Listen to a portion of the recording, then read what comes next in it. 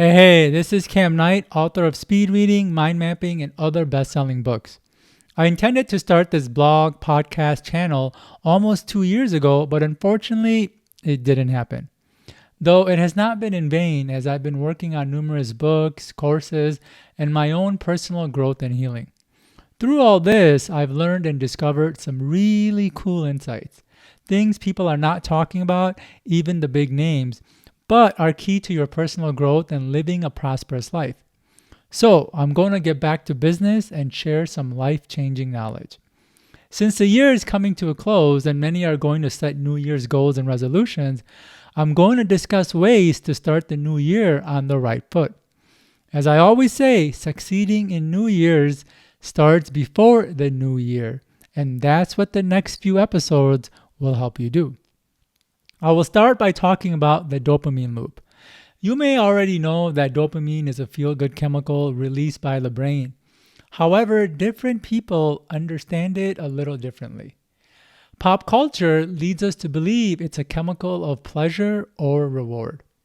Contrary to perception, dopamine is not released when we get a reward, but in anticipation of a reward. That's right, in anticipation. This is a very important concept to understand, especially as it relates to New Year's resolutions, because you're going to get a rush of dopamine simply by setting a goal. Not by acting on, realizing, or even achieving the goal, but simply by setting it. The anticipation is going to make you feel so great, and for some, put them in a state of ecstasy. You know that feeling where you start thinking, yes, things are going to change. I'm going to get organized, take action, and life will be great. Unlike before, this time I'm going to do it. Instead, however, two things happen. One, you don't take action. Why should you? You already experienced emotional reward. Without lifting a single finger, you receive the oh so pleasurable hit of gratification and accomplishment. So there's really no need to take action.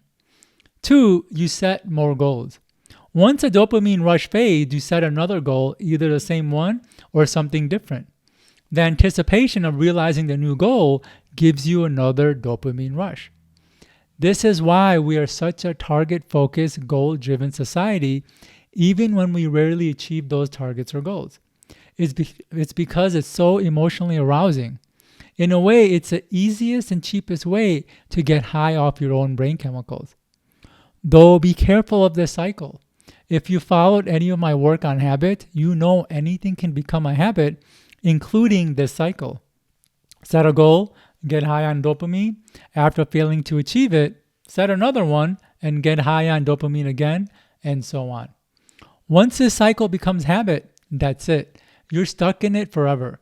You can't stop or do anything because anytime you set something, habits want you to fail, so you set another goal just to continue this habitual pattern. I can't tell you how many people are caught in this cycle.